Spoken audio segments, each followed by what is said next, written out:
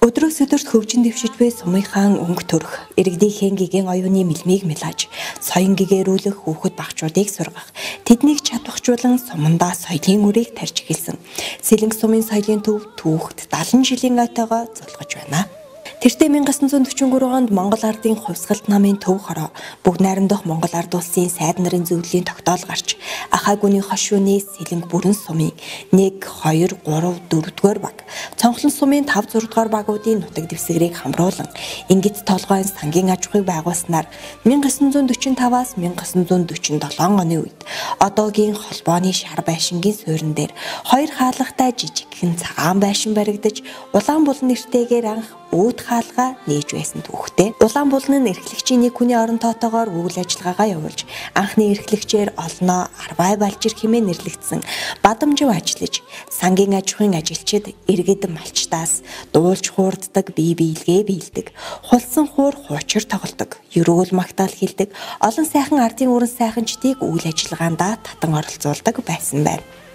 Улаанбулангийн нээлтэнд эрхлэгч Арвай Балжир учиртай 3 толгой жүжиг найруулан тавьж, Олз баяр, хишгэ, долгор, өндөр балжир, улаан балжин нэм, согтуу базар, пүрв даваг зэрэг уран сайханчид гол дүрц тоглож, хөгжмийн багшаар сахалт даваг ажиллаж, сангийн аж ахуйн концерт, цэнд комиссар, ламгай, тангараг зэрэг жүжигүүдийг тоглож байжээ. Давг нь хөгжмийн багшаар олон жил ажиллан олон сайхан хөгжимчин, дуучин төрүүлснээс гадна 18 хүүхдийн бүрэлдэхүүнтэй үндэсний найрал хөгжмийг тоглож байжээ.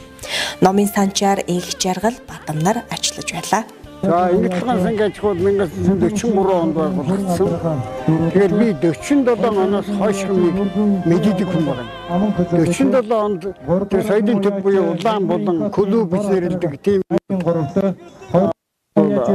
байжсэн. Агаад би тэрийг сайн мэдж байгаа тэр миний эгч тэр Улаанбулан клубын ажилд оролцоод учиртай 3 толгой дуурийн нансалмаа дуулдаг тийм хүн байсан байхгүй.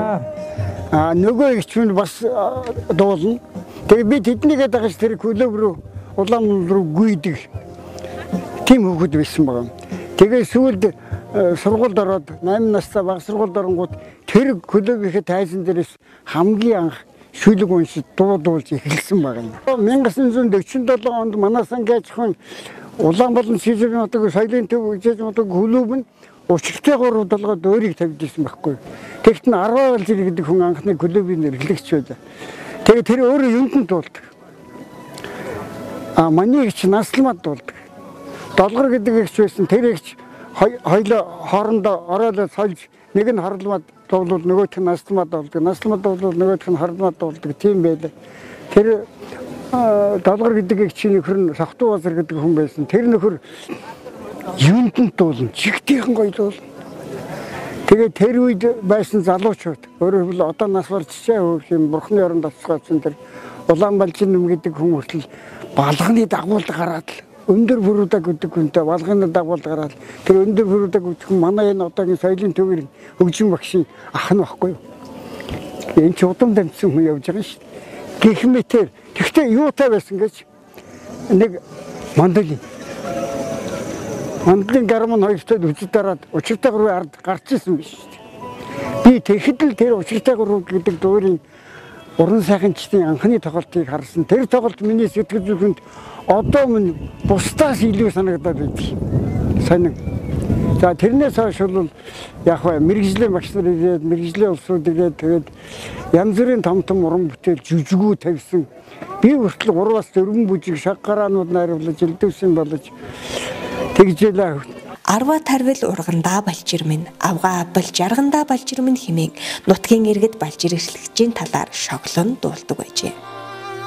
1956 оноос сангийн аж ахуйн ажилчдын клуб болгон өөрчлөгдөж, кино механикчийн оронтоо нэмэгдэж, хөгжмийн багшаар чогсомжив ажиллах болсон байна. 1958-аас 59 онд соёлын төвийн шинэ барилга баригдаж, клубын нээлтэнд лодон зохиол хөөрхөн хүүхэн драмын жүжиг, урлагийн нэгдсэн тоглолт тоглогдож байжээ. За сайн байцгаана уу. Төрлөх Сэлэнгэ сумын маань Ингэлгоо сангийн аж ахуй Сэлэнгэ сумын ажилчны клуб байгуулагдсны 70 жилийн өмнө баярын мэндийг Сэлэнгэ сумынхаа 100 олон тав охинд хүргэж байгаадаа баяртай байна.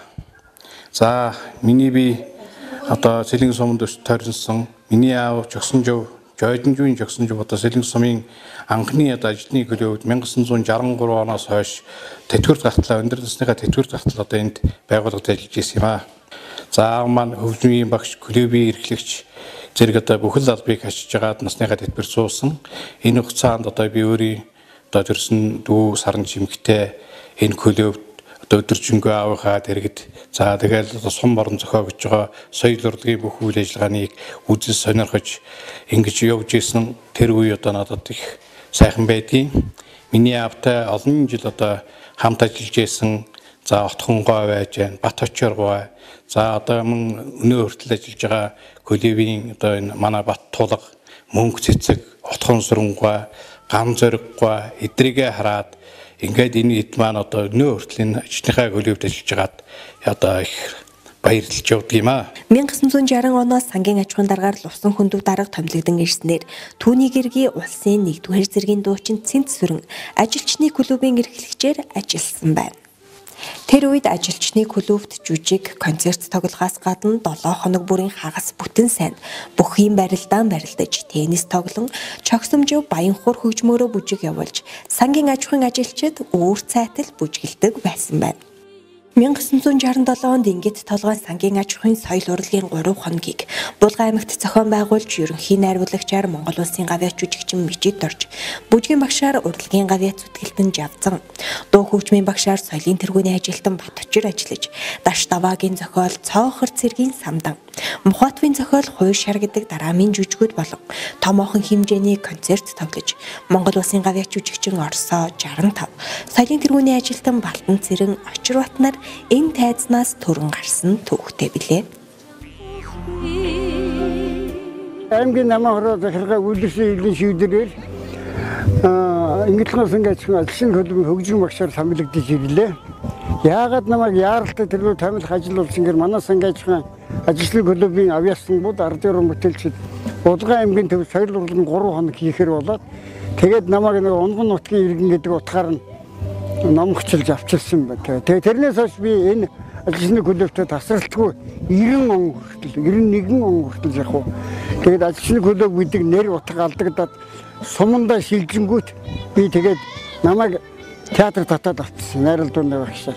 Тэгээд тэр хамал идэр залуу сайхан нас 15 наснаас энэ хүртэл би энэ Ингээд сангийн ажилчны клубын дээр одоо тонгочж байлаа да гэж хэлж болох. Тийм учиртай юм байгаамаа. Тэгээд энэ 1957-оос 62 он хүртэл Ингээд сангийн ажилчны клубт их том хоёр мэргэжлийн ажиллаж байлаа. Нэг нь хөгжим багш нь Сахалт тав гэж миний багш. Эхлэгч нь улсын 1-р зэргийн дуучин сангийн аж ахуйн даргын авгаа Цэнт сүрэн гэдэг юм хоёр. Тэд нэр төрөл бүрийн жүжиг тоглоно. Тэгэл бүх барилдана, кино гарна, үзэсгэлэг явна. Ажил хийхгүй, ажилгүй тийм ерөөсөө байхгүй. Маш олон шин ажлууд хийдэг. Клуб бол аргагүй л одоо соёлын төв байсан да. 1971 оноос эрхлэгчээр Отхон, кино механикчаар Жанчив, хөгжмийн багш Чогсомжив, Баточир нар ажиллаж олон сайхан уран сайханчдыг төрүүлсэн бөгөөд дуу бүжгийн дугаалan хичээллүүлж, Сэлэнгэ сумын Ахмад уран сайханчдын Сэлэнгийн долгио, залуучуудын Тарайн долгион, сургуулийн сурагчдын Өргөн Сэлэнгэ соёл чуулгыг байгуулсан байна. За миний ээж Данцангийн Отхон 1971 онд Булган аймгийн соёлын ордоноос энэ Сэлэнгэ сумын ажилчны клубын эрхлэгчээр анх ажилд орж исэн. Тэгээд 71 онд Сэлэнгэ сумд шилжиж ирснээс хойш энэ суманд ажиллаж байгаа тэтгэвртэй гарсан. Тэр үед ажиллаж байхад одоо бидний баг байхад ээж маань ургац хамтлаг, Сэлэнгийн долгио хамтлаг байгуулан маш олон шавнартай байсан. Тэр үед бол одоо зурагт радио, телевиз гэж байдгүй. Яг соёлын сум орон нутгийн соёлын арга хэмжээ ерөөсөө ажилчныхаа соёлын ордонд болдог байсан. Маш их олон шавьтай тэдний дундаас одоо бүжигчид бүх ард түмний урлагийн зарим нь одоо гавьяа төртөл болцсон явж байгаа. Тэр үеийн одоо ээж минь шавнар болон ажиллаж исэн хүмүүсээс одоо төрлөх нутагтаа одоо энэ ажилчны соёлын ордон болох буюу сүүлийн үед хэлснээр соёлын төвийн эрхлэгч мөн мөнх цэцэг, бат тулга, Сэлэнгэ сумын засаг дарга насан дулам, бүрэн дунд сургуулийн багш Саран чимэг гээд миний ээжийн одоо шавнар маш олон байдаг. Миний ээжийн ажлын соёлын ордны эрхлэгч хийж явахдаа бүх ард түмний урлагийн их наадамд явж мөнгөн медаль, хүрэл медаль авч ирсэн. Тухайн үед ажиллаж байхдаа соёлын тэргүүний ажилтан Монгол улсын тэргүүний уран сайханч тэмдгээр шагнагдчихсан. Миний ээж тухайн үед соёлын төвийн эрхлэгч хийж байх хугацаанд дуулдаг байсан, бүжгэлдэг байсан, хөгжим тоглодог байсан, жүжиг найруулан тавьдаг байж байгаад өндөр насныхаа тэтгэврт гарсан.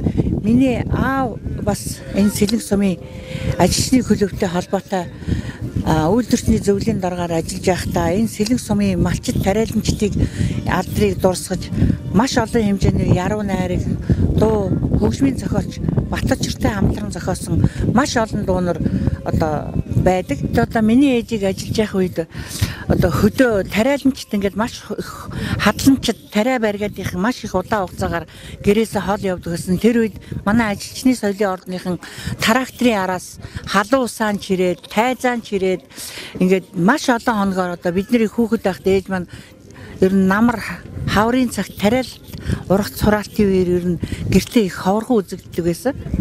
Би анх 1975 онд ирж клубт ажиллаад хамт ажилласан хүмүүс маань бачир чогсомжуу багш, жанчуугаа кино механикч. Тэгээд тэрээс хойш нь бас залуу үеүүдтэй бас хамт гандурх баяслаа гэдэг Түмэн баяр. Тэгээ номын санч алга байсан. Тэгээ бид хамтарч ажиллаж байсан. Тэгээд тэрээс хойш тэтгэвртэй гараад 90 онд тэтгэвртэй гарсан. Тэтгэвртэй гарснаас хойш өнөөдөр хүртэл бас үе үеийнхээ залуучуудтай бас хамтран ажилласаар л явна да. Манайхан чинь тэр үед маш их өдөө гадаа малчтаар намар энэ тариалын үеэр бол тариа ураалт мураалтаар хаврын тариалтын үеийн тэрээр дандаа баригадуудаар очиж тоглолт хийж явдаг байсан. Тэгтэл хэдэн хөгжмөж ирээд л нэгдүүлдэ туслаад тэгэл үйлчлэгчээ хийгээл концертонд ч оролцоод тэгэл явдаг байлаа. Дулгаан аймгийн Сэлэнгэ сумын соёлын төв нь миний мэдж байгаагаар бол Ингээд толгойн сангийн аж ахуйн ажилчны клуб нэртэйгээр бол ажиллаж тухайн үедээ бол соёл урлагийн байгууллагын үйл ажиллагаа иргэдэд соёлын үйлчлэгээ үзүүлэхийг бол маш их эрчимтэй тэгээд тасралтгүй үзүүлж ингэж одоо мэдрэгдэж байсан. Би бол одоо 1973 оноос ахуулаад сурагч байхдаа энэ ажилчны клубын дэргэдэх өргөн Сэлэнгэ соёл чуулгуудад бол одоо бүжигчин сурагч байсан. Тэгээд эндээс бол одоо соёлын төвийн одоо эрхлэгч асан одоо соёлын тэргүүний ажилтан отхон багшигаа дурсгад таатай байна. Мөн одоо бол Булган аймгийн хөгжим театрын одоо хөгжмийн багш соёлын тэргүүний ажилтан Батчир багш маань одоо амьд сэрүүн энэ одоо байгууллагынхаа түүхэн их баярын үеэр бас урагдаад ирсэн байж байна. Тэгээ энэ өвөг түүхээс үзээд хараад ах юм бол энэ ажилчны клубын тэр бүтэц зохион байгуулалт ажил үйлчлэгээний онцлог бол нэг одоо сангийн аж ахуйн нэг удирдлагын дор тэр сангийн аж ахуйн ажилчдыг соёл урлаг үзэл суртал тэгээд одоо хөгжүүлэх энэ чиглэлд нь бол нэг бодлоготойгоор бол хамтарч ажиллаж их үр дүнтэй ажиллаж ирсэн нь бол харагддаг. Эндээс одоо ардын жүжигчин, Монгол Улсын гавьяа жүжигчид тэгээд соёлын тэргүүний ажилтнууд мөн урлаг соёлын шин цагийн одууд бол одоо маш их төрөн гарсан. Отгон Батчир нар баян хур хөгжимтэйгээ хөдөөгийн багууд тариа баригадаар тоглож тариан талбай руу мэдчилж байна ажлын хүрээнд. Сангийн аж ахуйн даргын мэдчилгээ нам эвлийн хорооны захиасыг кассетан дээр болгон иргэдэд хүргэж сангийн аж ахуйн уран сайханчдыг хамруулан олон жүжиг тоглолтыг найруулан тавьж төлөвлөгөө нормоо дагуулan биелүүлснээр хөдөлмөрийн хамт олноор шалгарч байлаа. Отхон бэлхэр бэрсэг удаан дээр суучхад би баяна тоглоод нөгөөхөн дуулаад нөгөө хэдэн үр тэрэ үргэлж яваа тэр сэлгчсэн зогсож штэ. Тэгээд бидний сонсоод тэгээд нэг 20 минут сонсчихаа тэгээд цаашаа усыг камбачд мөн ижил шөнө 3 цаг хүртэл явдаг штэ.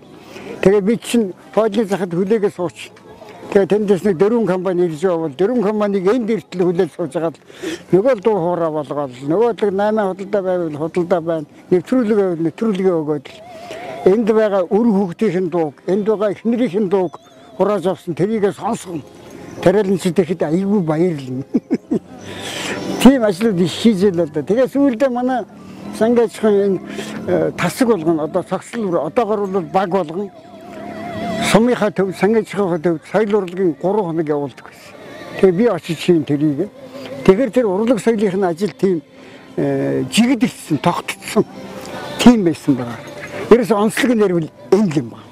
1982 оноос эрхлэгчээр мөнхцдэг. Номын санчаар Бадамханд ажиллаж 1984 онд клубын оронтоо нэмэгдэж 4 кино механикч, биеийн тамирын арга зүйч, үйлчлэгч гэсэн 11 хүний бүрэлдэхүүнтэй ажиллаж хөгжмийн багшаар Баттулга, Төвийн кино механикчаар Ган зүрх баясгалан, Батмөх, Атар багийн кино механикчаар Наран чулуун ажиллаж иргэд хөдөлмөрчид малчтын суурьаар 7 хоног бүр тойрч ахын үйлчилгээ Агент худалдаатай хамтран явуулын кино үйлчилгээ үзүүлдэг байж. Биеийн тамирын арга зүйчээр Чимэд дорж Баттулганаар ажиллаж байжээ. За би 1982 онд багшийн сургуулийн соёлын ангийг төгсөөд одоо энэ Булган аймгийн Сэлэнгэ сумын ажилчны клуб гэж байхад нь ирж эрхлэгчээр ажлынхаа гараг эхэлж байсан. Тэгээд 82 оноос эхлээд одоо энэ өдөгөө хүртэл тасралтгүй 32 жил ажиллаж одоо гавьяаныхаа амралтанд гарсан байгаа. Тэгээ 82 онд ирснээс хойш бол эхлээд нүүдэрчний зөвлөлийн харьяа ажилчны клуб гэж байсан. Тэгэхэд бид нэр одоо кино механикч, эрхлэгч хөгжмийн багш гэсэн оронтоотой ажилладаг байсан. Тухайн үед бол одоо урлаг соёлын ажлыг хийхэд бол одоо байгууллага хамт олон оролцоод ингээд бол баг-багаар яваад тухайн үед бол хөдөө одоо тариалан ургацын баяр ингээд хавар намар ингээд компани ажлуудын үеэр бол бид нэр одоо бүгдээрээ хүчээр хамтраад ингээд ажил төрлөө зохион байгуулж хамтарч явдаг байсан. Тэр үеийн одоо дээхэн үеийн урлаг соёлын арга хэмжээнд бол одоо манай Ахмад үед ер нь тухайн үеийн тухайн нийгмийн онцлогоос шалтгаалаад хүмүүс бол маш итгэвтэй, дуулууртай ингээд ер нь сэтгэл санаа зүтгэл бол маш сайн. Альва юмд айгүй зүтгэлтэй бол оролцдог байсан л да. Ямар нэгэн арга хэмжээ одоо концерт юм бэлдээхэд ерөөсө цаг л бол цагтаа цугладаг. Их тийм сайхан зан чанартай, тийм сайхан хүмүүс байсан гэх юм да манай Ахмад үе болол 1988 онд Сум сангийн аж ахуйн соёлын өдрүүдийг Улаанбаатар хотод Монголын үйлдвэрчний эвлийн соёлын төв өргөнд 100 хүний бүрэлдэхүүнтэйгээр зохион явуулсан байна.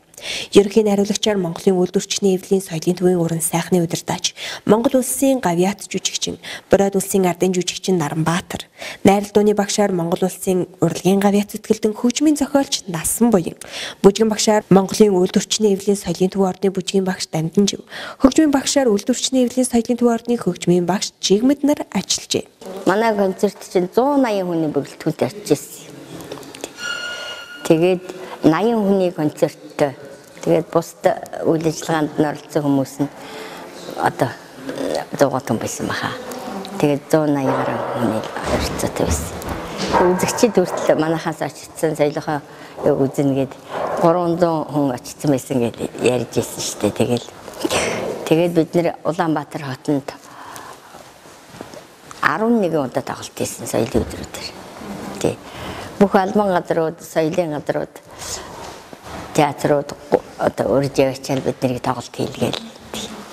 1990 он хүртэл Монголын үйлдвэрчний эвлийн мэдлийн боловсон хүчинтэй цалингаа төсвөөс авдаг, хөрөнгө оруулалт санхүүжилт тэндээсээ хийгддэг.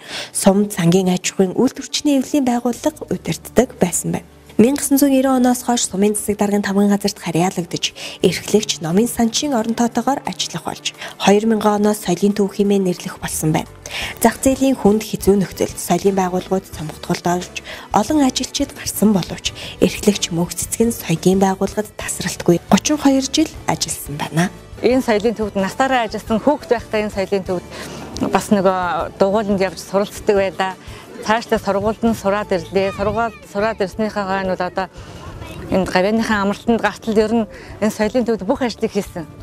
Эрхлэгчийн хийсэн, хөгжмийн багшийн хийсэн, бүжгийн багшийн хийсэн, номын санч хийсэн, ер нь тэгэл галч цэвэрлэгч бүгдийг хийсэн дээ. Оронтой нэг үед ингээ оронтой цомготоход бараг нэг жил ганцаараа хүртэл ажиллаж байсан байхгүй юу. Түүнээс хойш одоо бол 5-6 оронтойтой маш сайхан ажиллаж байгаа л да. Одоо бол бүх ажиллах боломж, бүх нөхцөл боломж бол одоо бүрдсэн.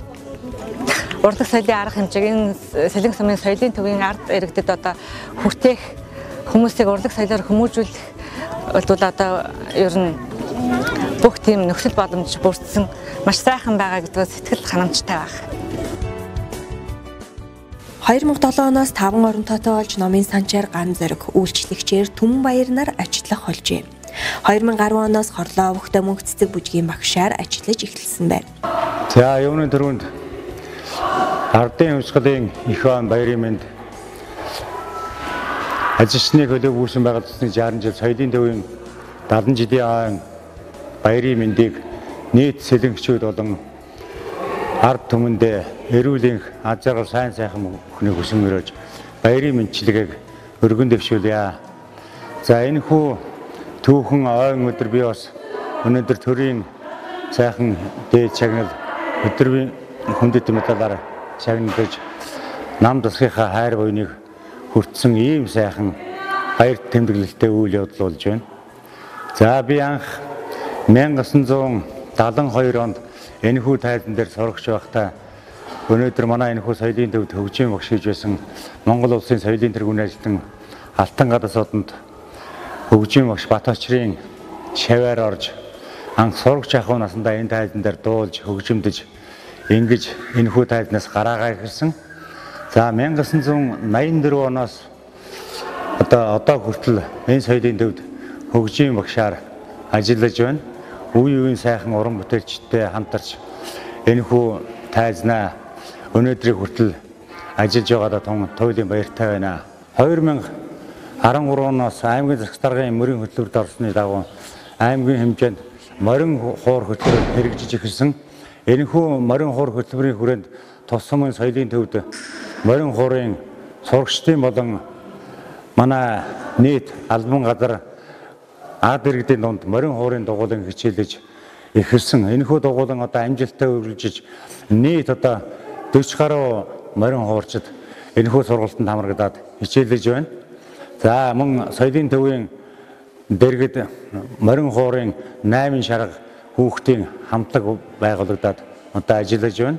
За мөн үүний часуу үндэсний хөгжмийн дугуулан мөн соёлын төвийн дэргэд байгуулагдаж ажиллаж байна. Би энэхүү тайлнаас бас Монгол улсын соёлын тэргүүн гүшин сайхан эрхэм дээд чагналыг хүртсэндээ бас туйлын баяртай явдаг. За манай эхнэр бас энэхүү тайлнаа бас манай соёлын төвийн захирлаар ажиллаж Монгол улсын соёлын тэргүүний ажилд мөнх цэцэг гэж хүн бий. Одоо сайхан гавьяаныхаа амралтанд амарч байгаа. За бид тэр хоёулаа энэ сурагч ахуй наснаас эхлэж энэхүү тайлнаас урлагийн гараагаа ихсэн ийм нэг хоёр хүн энэхүү соёлын төвд ажиллаж байна. Би 1972 оноос 80 он хүртэл энэ клубын дэрэгдэх хүүхдийн сектор номын сангийн хэрэглэгчээр ажиллаж байсан. Тэгэхэд одоо клуб хэрэглэгч тогтхон хөгжмийн багш жогсонжоо, кино механикч анчоо, үйлчлэгч тогтхон сүрэн энэ гэсэн тиймэрхүү суутай ажиллаж байсан. Хөдөөгөр баригадаар явна, кино ажиллуулна, хадлан тариалангийн байгуудаар ажиллахдаа номын сан урлаг уран сайханчид бүгдөө явж уншлаг номоо аялуулж хүмүүстэй карт нээж номоо өгч дараа нь очиж номоо авдаг тийм ажил хийж исэн. Хороодоор бол одоо Нямгаргийн уншлаг гэж 1-р хороо, 2-р хороо, 3-р хороо гэдэг 7 хоногоор ээлжилж номоо уншилж номноос настайчуудад утгыг ярьж хүүхдүүдэд үлдгэр домог ярих ном аягүй сайн унсан оюун суртал мандах одоо Марусия гэдгийг бол мандах гэдэг нэрийн дээр одоо юуны тэргүүний уншигч яаж исэн сургуулийн дэрэгт юуны бүлэм ажиллуулна дугуйлангууд явуулна шатар даамын тэмцээн явагддаг. Шатар даам хүүхдүүдэд ажиллуулна. Томчууч гэсэн баяр болгоноор шатар даамын тэмцээн номын санд болдог. Тийм ажил хийдэг байсан. Сумын соёлын төвийн дэргэдэх номын сан 1957 оноос хойш соёлын төвийн дэргэд номын сан ном уншлагын үйлчлэгийг явуулдаг. Одоо үйлчлэгийг явуулж ажиллаж эхэлсэн байдаг. Тухайн үед бол одоо Ахмад номын санч отхон сүрэн, чих тэгш жаргал, алга, бадам, сэлэнгэ зэрэг олон номын санчд бол энэхүү манай Сэлэнгэ сумын номын санд бол ажилласан түүхтэй байдаг. Оргил үедээ бол одоо 1970-аас 90 оны үед бол 10,000 гаруй номын фонд ажилтдаа иргэдэд бол нүүдийн болон явуулын номын сангаар үйл ажиллагаа малчид тариаланчдад хүргэж хийж ажилладаг номын сан байлаа. 90 оноос хойш бол сургууль дээр төвлөрүүлж нэг хэсэг ажиллаж байж байгаа. 2000 оноос соёлын төвийн дэргэдээ иргэн ажиллаж эхэлснээр бол шинэ ном зохиолуудаар одоо баяжилт хийгдэж үйл ажиллагаа явуулж байна. Тухайн үед одоо 2000 оноос бол соёлын төвийн номын санчаар Төвийн баяр гэж манай Монгол Улсын соёлын тэргүүний ажилтан Төвийн баяр гэж манай ажиллаж байсан байдаг.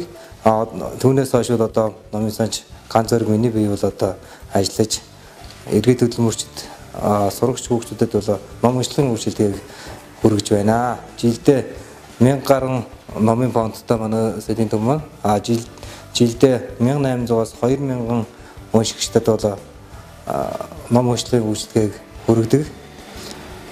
Мөн нүүдлийн номын сангаар бол жилдээ 300 гаруй иргэн төрж үйлчилж байна. Мөн соёлын төвийн дэргэд соёл олон нийтийн арга хэмжээнд бол жилдээ 60 гаруй үйл ажиллагаа одоо номын санчд оролцож ажилладаг. Номын сангаас бол 10 гаруй соёл олон нийтийн ажлыг зохион байгуулан явуулж байна. Мөн соёлын төвийн дэргэд бол одоо угийн бичгээ сурчлах одоо юу бол ажлыг зохион байгуулж номын санч авч явдаг. Тэр утгаараа бол одоо Сэлэнгэ суманд угийн бичгийг хөтлөж байгаа иргэдийн сулгаа гаргаж хөтлөгч байгаа иргэдэд бол заавар зөвлөгөө өгж гарын авлага тарааж мөн одоо ургийн баяр хийж байгаа газруудад очиж сургалт хийж гэж ажиллаж байна. Мөн түүх соёлын үл өдөх дурсгалын хадгалт хамгаалтыг бас соёлын төвийн номын сангийн дэргэд бол авч явдаг. Улсын одоо орон нутагтаа байгаа 140 гаруй түүх соёлын үл өдөх дурсгал байдгийг бол бүртгэж сэтгэл мэдээллийн санд бүртгэж улсын соёлын үеийн газарт бол хамруулсан байгаа. Мөн манай соёлын төвд нь бол улсын хамгаалтанд бол далхуундад хэмжээ хүн чөлөө хөшөө байдаг. Номын сангийнхаа дэргэд бол одоо орон нутгийг сурчлах одоо үзмэрийн буланг бас ингэ ажиллуулж бас иргэдтэй танилцуулж ингэж үзэн болгон тавьсан байдаг.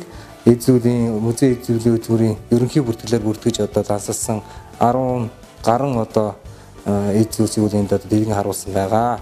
Мөн одоо сурагч хүүхдүүд болон уншигчдын дунд болон жижиг болон том номын үзэсгэлэнг зохион байгуулж бас сурагчд маань гар бүтээлээр одоо ном уншлагын үлгэрийн болон одоо уншсан номороо бол том жижиг номын үзэсгэлэнг бүтээлийг хийж одоо үзэсгэлэн болон гаргаж ингэж номын сангаан дэргэд ажиллаж байна. Би соёлын байгууллага 1990 оноос хойш өнөөдрийг хүртэл ажиллаж хөдөлмөрлж соёлын байгууллагын амьдралд зориулж явна.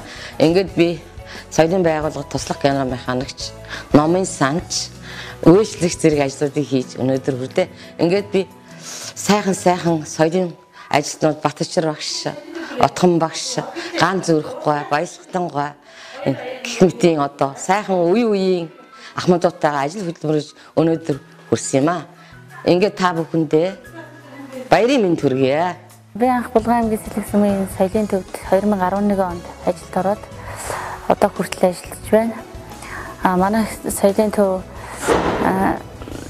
анх дугуулын хичээлүүлээд тэгэхэд 12 хүүхдийн бүрэлдэхүүнтэй хичээлүүлж байсан бол одоо 60 гаруй хүүхдийн бүрэлдэхүүнтэй дугуулан маань хичээлж байна. Хүүхдүүдийн маань гаргасан амжилтууд гэвэл 2012-13 онд спорт жүжигийн алтан мөнгөн медальтай 15 оны ардын урлагийн их наадмын мөнгө хүрэл медаль мөн сумдуудын зохион байгуулагч ардын урлагийн наадмуудын алтан мөнгө хүрэл медалиудтай нийт хүүхдүүдийн маань медалийн тоон 60 гаруй медалиудтай ийм амжилттай хичээлж байна. Манай соёлын төвийн үүсгэн байгуулагдсны 70 жилийн тохиож соёлын төвийн 70 жилийн тохиолдуулан 60 гаруй хүүхдийн бүрэлдэхүүнтэй сэвждийн бүжгийг наадмын талбай нээлтэндээ зориулж мөн 4-5 төрлийн бүжгийг ойн баяртаа зориулж тайзнаа тавиад бэлтгэл ажил маань хангагдаад дууссан байгаа. Тэгээ ингээд соёлын төв маань 70 жилийн хүрэлцэн ирсэн бүх соёлын үеийн соёлын байгууллагын ажилтнад 70 жилийн баярын мэндийг хүргье. За соёлын төвд маань ажиллаж исэн үеийн ахмад ажилчид болон ахмад уран сайханчдын маань нүр их хөдөлмөр хичээл зүтгэлийн дүнд соёлын төвийн маань үйл ажиллагаа өнөөдрийн бид бүхэн хүртэл тасралтгүйгээр үргэлжлээ ирсэн байна. За манай соёлын төв нь анх байгуулагдсанаас хойш учиртай 3 толгой, найрын ширээний ууц, хөөрхөн хүүхэн зэрэг томоохон жүжгүүдийг тарьж ирсэн. Мөн сумын соёл урлагийн өдрүүдийг Булган аймаг болон Улаанбаатар хотноо 1967 он, 1988 онуудад зохион байгуулж ирсэн ийм түүхэн замналтай.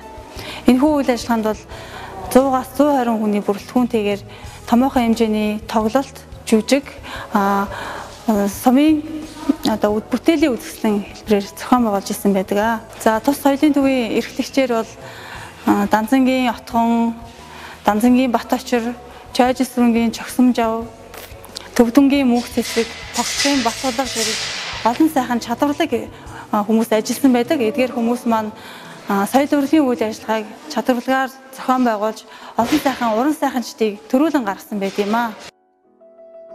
Ажилчны клуб соёлын төвийн үйл ажиллагааны амжилт бүтээл хөгжил цэцэглэлтийг үе үеийн уран сайханчдгүйгээр төсөөлөх аргагүй юм.